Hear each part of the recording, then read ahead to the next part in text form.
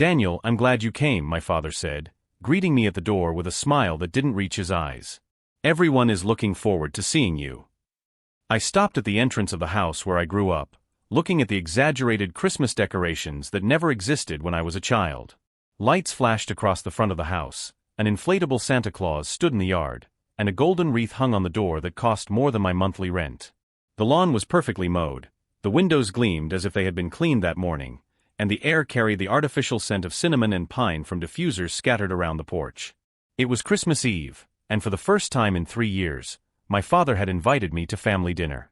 The invitation came via text 2 weeks earlier. "Son, we need to get together as a family this Christmas. It's been 6 months since we lost your grandfather, and it's time to heal these wounds. Come home." The message caught me off guard. In recent months, our only communication had been through lawyers and tense phone calls about the inheritance. My father had blocked me on social media after I refused to sign the asset transfer documents he had prepared.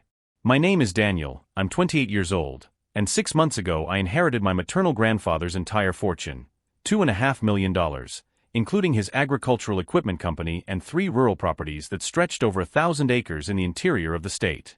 My grandfather, Harold Davidson, had been a shrewd businessman who built his empire from scratch. He started out selling used tractor parts out of his garage, and by the time he passed away at the age of 75, he owned the largest agricultural equipment distributor in the region. Throughout my childhood, he would take me to the warehouses on weekends, teaching me about engines, negotiation, and most importantly, the value of honest work. "Money doesn't change a person's character, Daniel," he used to say as we cleaned the tools after a day's work. "It just reveals who she always was inside." Since I inherited his fortune, my father hasn't spoken a single word to me that wasn't about money.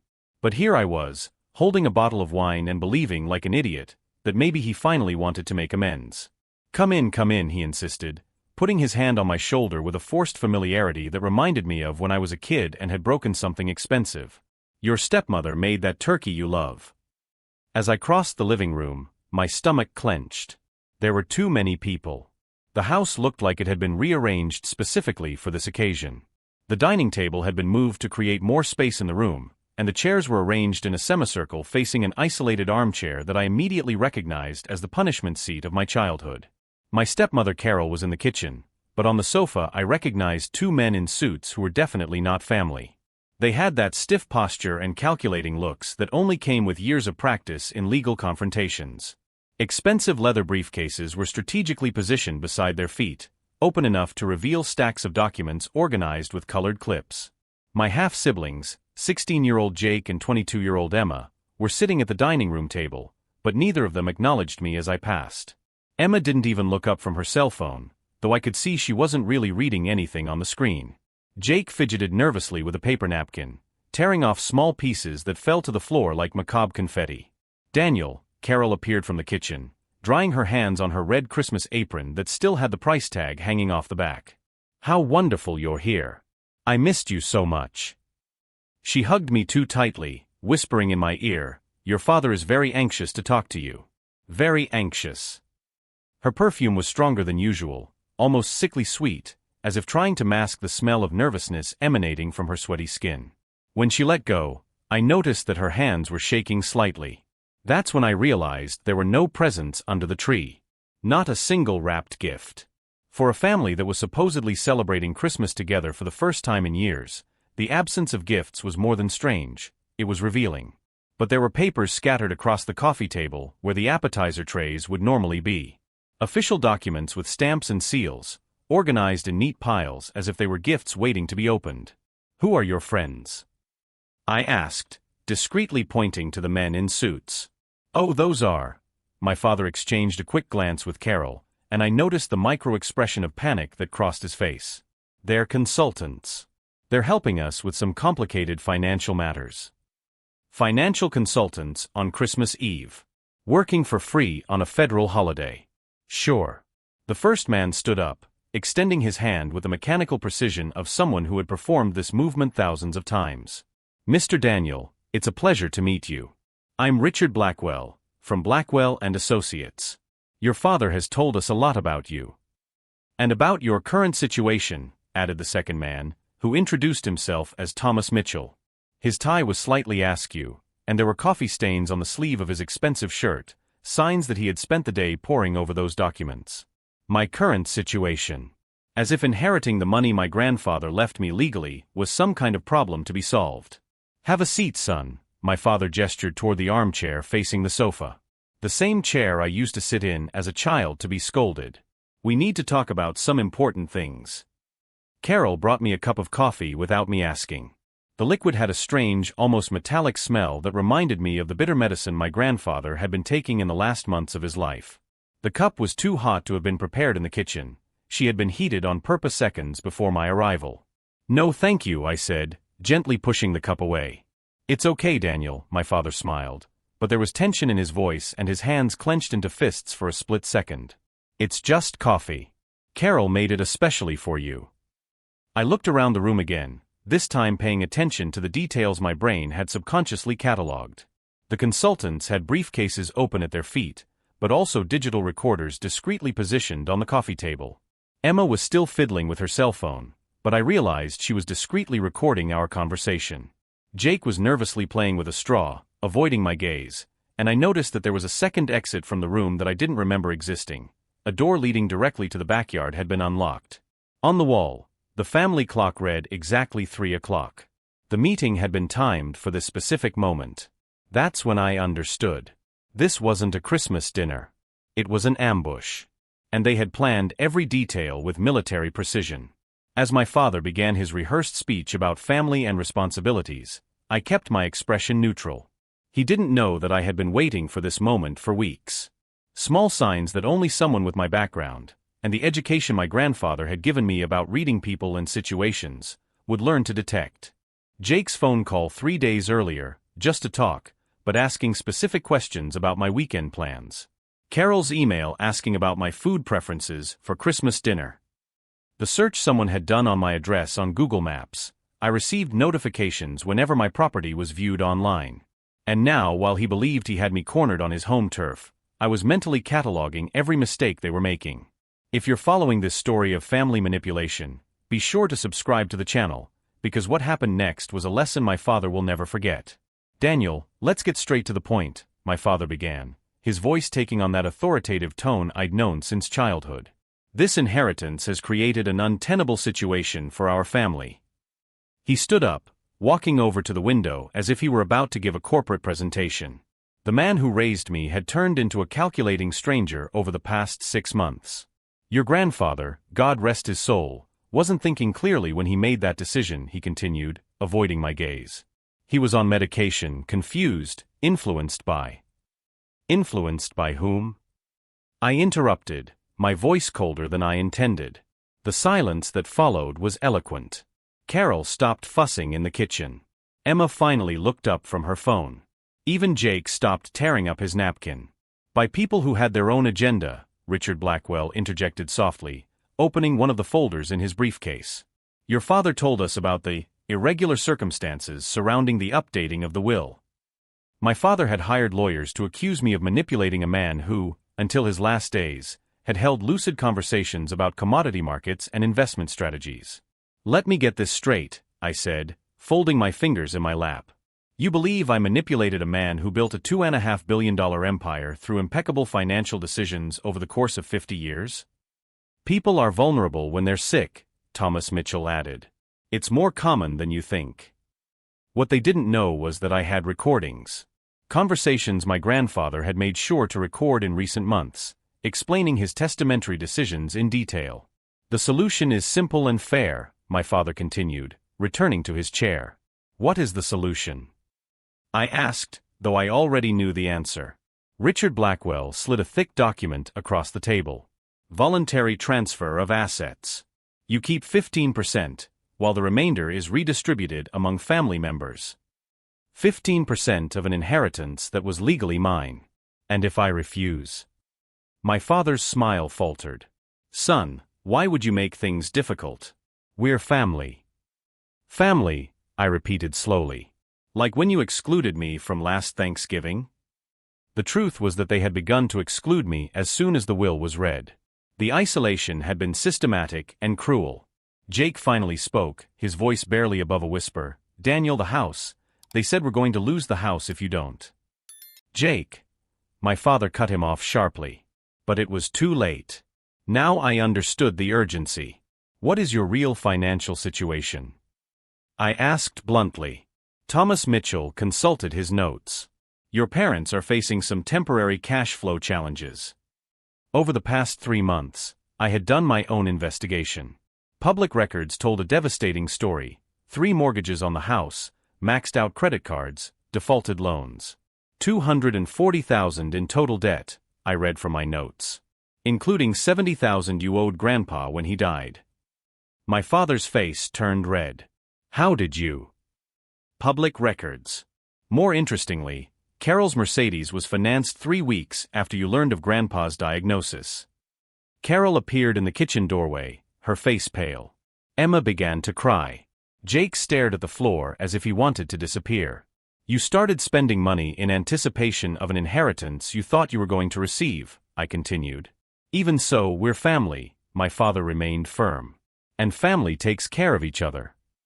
Family, I repeated. How did you take care of Grandpa when he was sick? Total silence.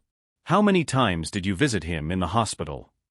I had spent every weekend for the past 2 years taking care of my grandfather. Meanwhile, my father only showed up when he needed money. What you're offering is emotional blackmail disguised as legal advice. I stood up from my chair. The answer is no. My father stood up too, and for the first time I saw real anger in his eyes. Daniel, if you walk out of this house today without signing those papers, you can consider yourself no longer part of this family. Interesting, I replied calmly, because I was about to say exactly the same thing to you. As I walked toward the door, Jake stood up abruptly. Wait, he said, his voice louder than it had been all afternoon. Daniel. I didn't know. About the debts, about Grandpa, about any of it. My father turned to him with a murderous look on his face. Jake, sit down. No. For the first time, Jake directly defied my father. I'm not sitting down. I'm not participating in this. And it was in that moment that I realized that my true revenge wouldn't just be denying them the money. It would be showing everyone exactly what kind of people they really were. Jake was walking beside me toward the door when my father exploded. You're not going to destroy this family over dirty money, he shouted, his mask of civility finally slipping completely. That old manipulator filled your head with lies. I stopped in the doorway, turning slowly. Dirty money? You think I don't know how he got his fortune? My father spat the words like poison. Tax evasion, fraudulent contracts, worker exploitation. His legacy is blood, Daniel. It was the most desperate lie I had ever heard. My grandfather had been audited 3 times by the IRS over the course of his career and had always come out clean. His employees loved him so much that several had worked for him for over 20 years. I have all of Grandpa's tax records, I replied calmly. Do you want me to send them to you to review? The awkward silence that followed was broken by Emma's trembling voice. Dad, this isn't true, is it? She asked, tears streaming down her face. Grandpa wasn't. He wouldn't do those things. Of course not, Jake said firmly. Dad's lying. It was at that moment that Carol made the most revealing mistake of the entire afternoon.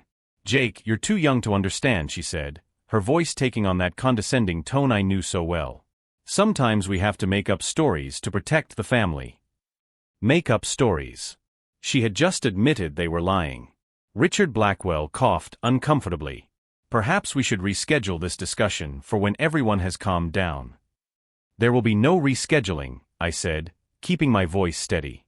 And since we're on the subject of made-up stories, Carol, how about you tell everyone about the $50,000 loan you took out using my father's forged signature last year?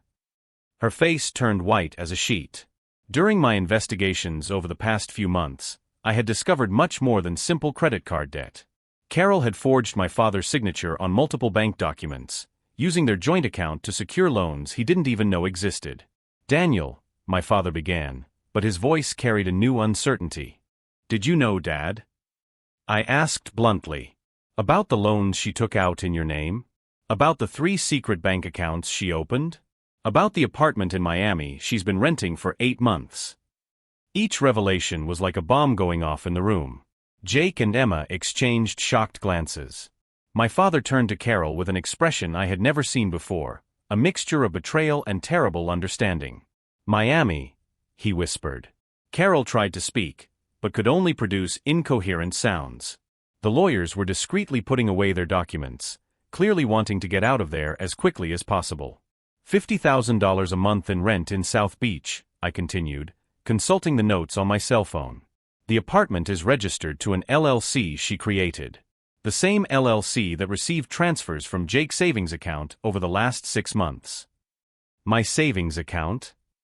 Jake stood up abruptly. What money? The education fund your grandfather set up for you when you turned 16, I explained gently. $15,000 that was supposed to be waiting for you when you went to college. Jake turned to Carol with an expression of utter disbelief. You stole my college money?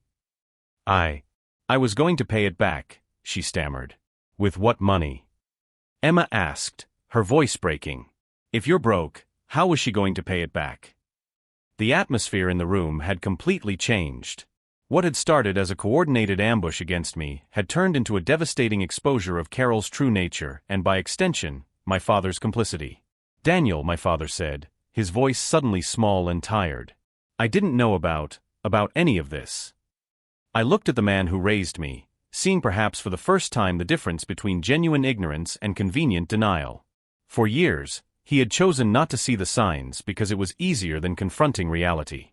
Dad, I said softly, you may not have known the details, but you knew something was wrong. You always did. The silence that followed was the heaviest of the entire afternoon. Thomas Mitchell closed his briefcase with a definitive click. Mr. Carter, considering the complications that have arisen, I think it would be best to suspend these proceedings until you have time to sort out your family situation. No, he said firmly. We're not suspending anything. We're going to resolve this now. I pulled out my own phone and dialed a number I had programmed weeks earlier. Samantha? It's me, Daniel. Yes, now would be perfect. The address is the same as I sent you. Thank you. Who's Samantha? My father asked, a new worry creeping into his voice. My lawyer, I replied calmly. And private investigator. She should be here in about 10 minutes. Carol tried to rush for the door, but Jake moved to block her. For 16 years, he had been the obedient son. Now, for the first time, he was taking a stand. Where do you think you're going? He asked, his voice carrying a new authority. Jake, get out of the way, Carol said, her voice high with panic. No, he replied simply. Emma joined him, blocking the second exit. I want to hear what the detective has to say, too. It was in that moment, watching my half-siblings finally stand up against the manipulation that had dominated their lives, that I felt an unexpected wave of pride and protectiveness. They were young, but they weren't stupid.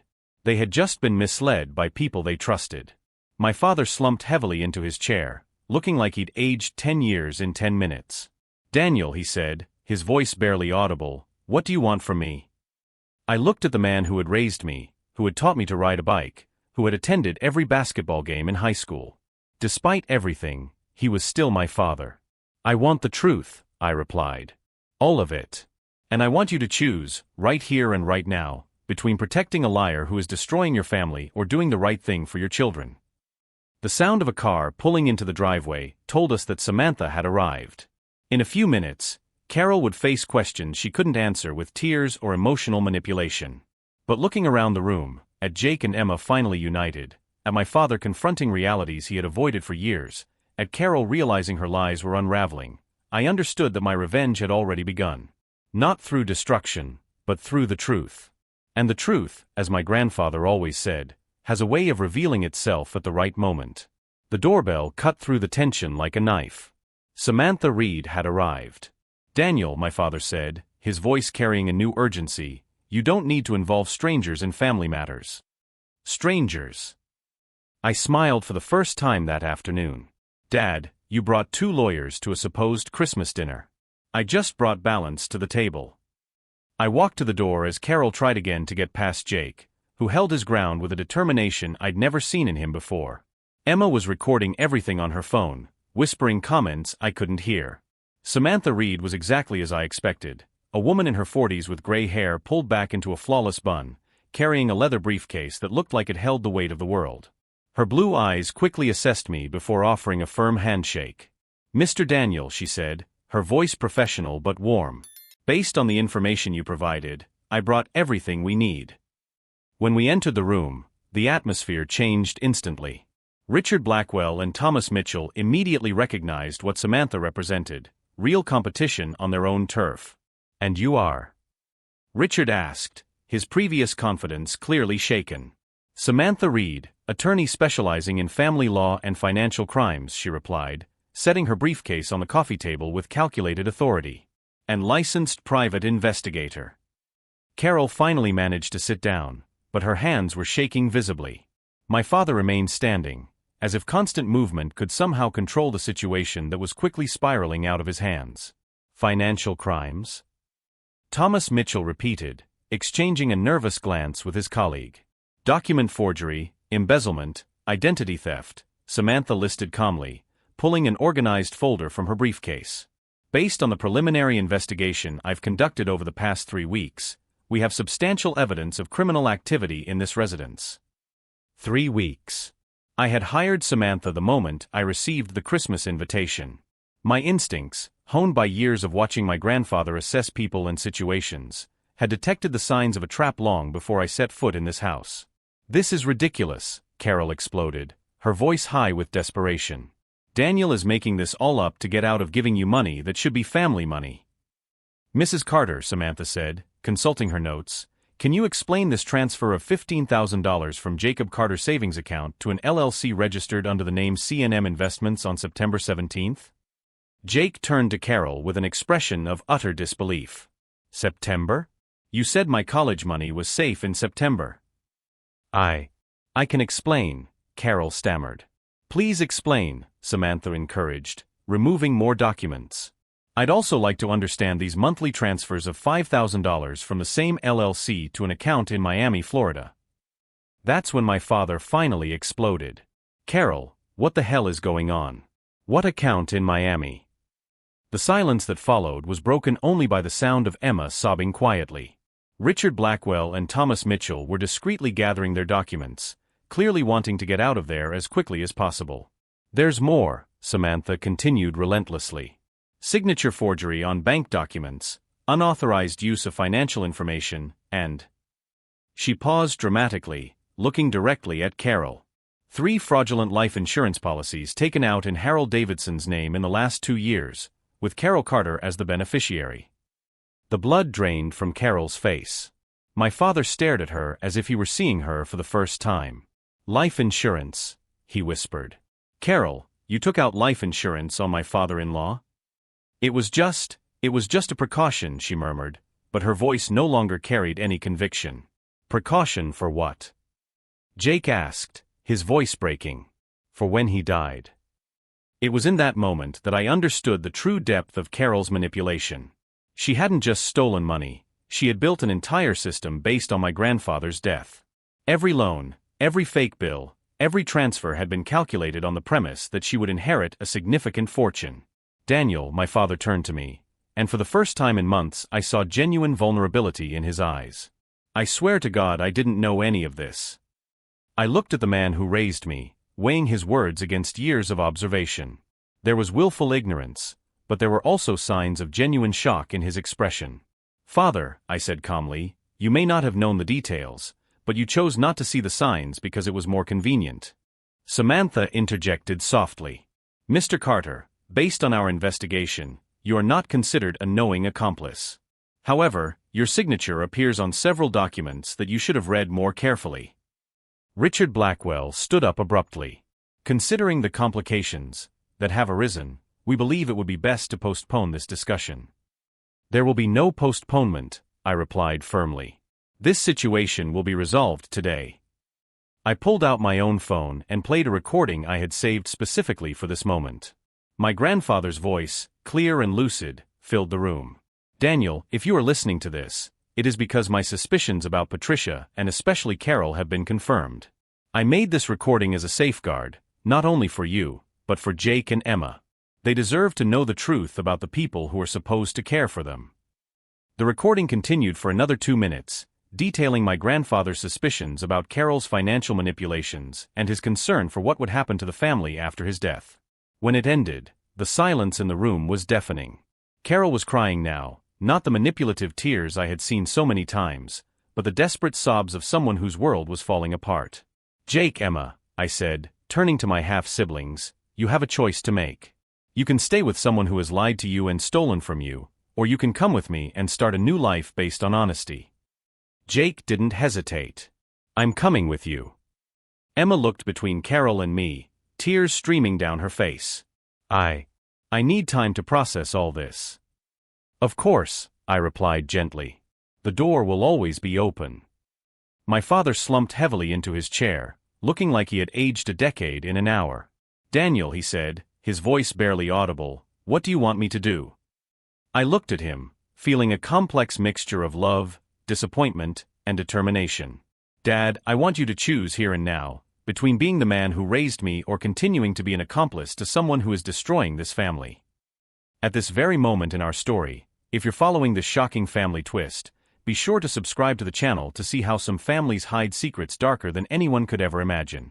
My father's decision would determine not only our future relationship, but also whether Carol would face the legal consequences of her actions or try to escape once again using emotional manipulation.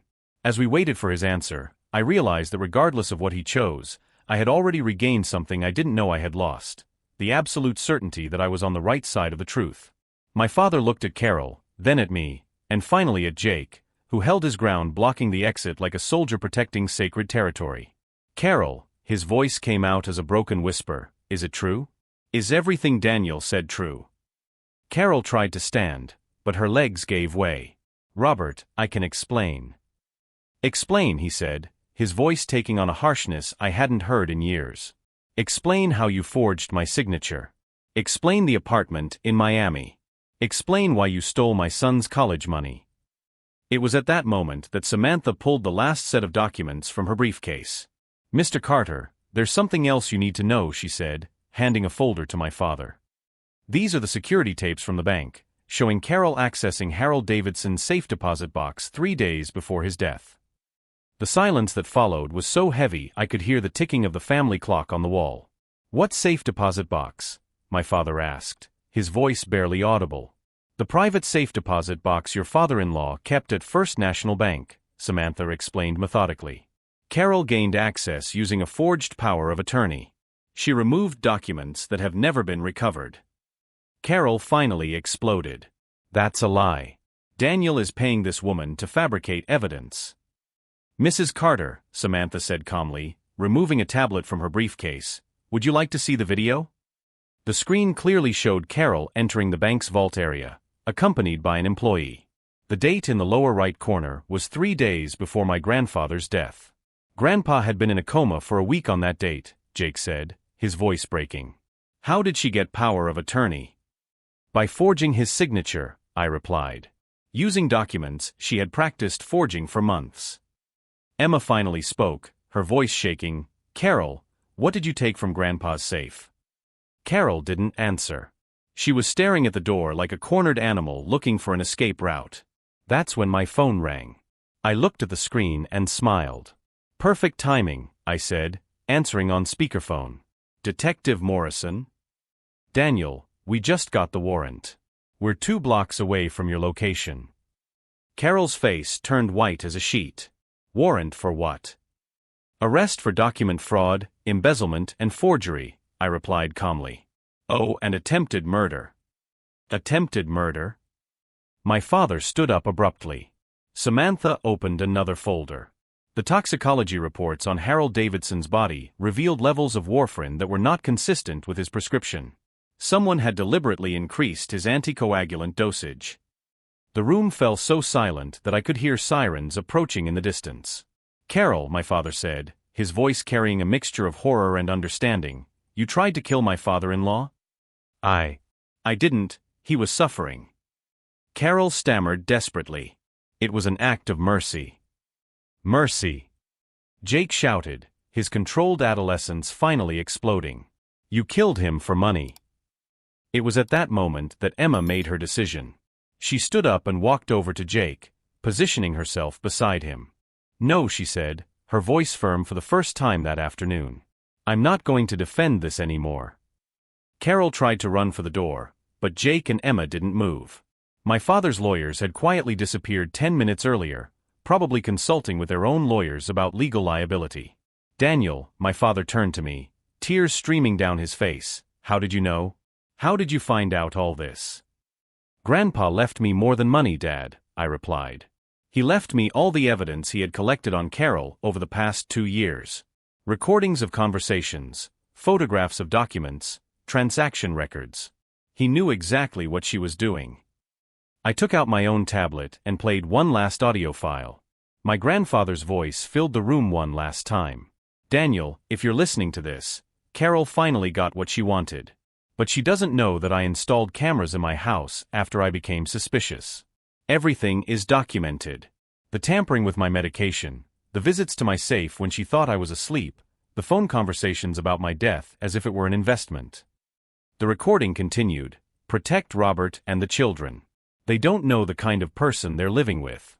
And remember, the truth always comes out, even if it takes years." The sirens were now very close. Carol had slumped in her chair, sobbing uncontrollably. "But you waited," my father said, looking at me with an expression that mixed admiration and horror. "You could have revealed all this months ago. Why did you wait?"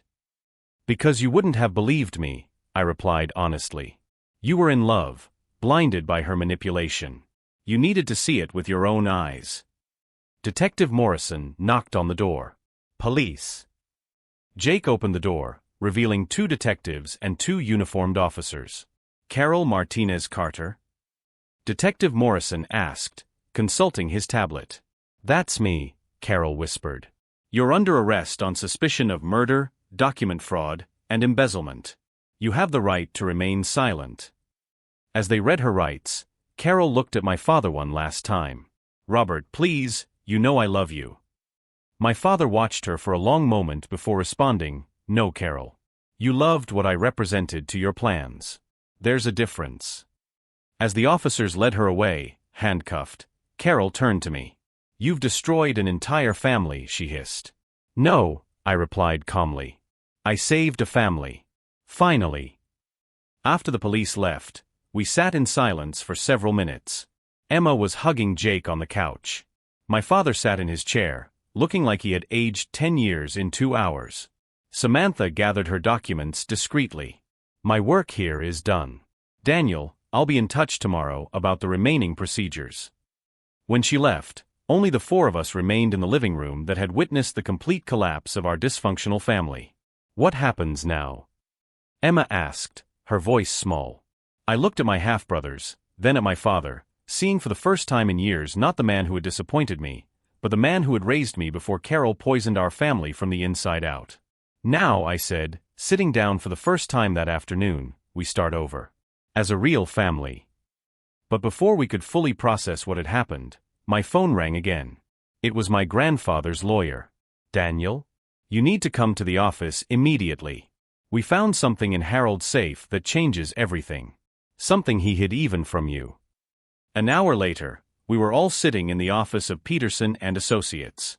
Jake, Emma, my father, and I occupied the leather chairs facing the desk where Mr. Peterson, my grandfather's lawyer, had spread out documents that looked like they had been stored for decades. "Harold asked me to open this particular envelope only if Carol was arrested," he explained, adjusting his glasses. He predicted this situation with disturbing accuracy. The envelope contained 3 documents that changed everything we thought we knew about my grandfather. The first was a detailed confession from Carol, signed and notarized, confessing all of her financial manipulations. She had tried to blackmail my grandfather months before his death, threatening to poison the entire family if he didn't change his will in her favor. "She signed this?" Emma asked incredulously. "Your grandfather was very persuasive," Mr. Peterson smiled. "He told her he had enough evidence to send her to prison for 20 years, but he offered her a deal. She would sign this confession and he wouldn't press charges, as long as she stopped her manipulations immediately." "But she didn't stop," Jake observed. "No. And that's why Harold activated Plan B."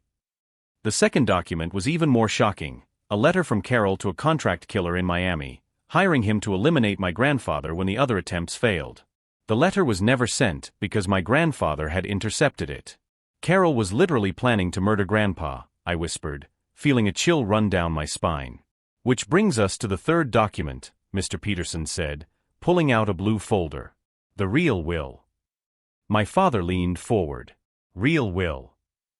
Harold created 2 wills. The one read last week was a decoy, to force Carol to reveal her true intentions. This one, he tapped the blue folder, is the real will. The document revealed that my grandfather had left specific provisions for each member of the family, including an education fund of $100,000 for Jake, $50,000 for Emma to continue her studies, and a retirement fund for my father. He never intended to leave anyone destitute, Mr. Peterson explained.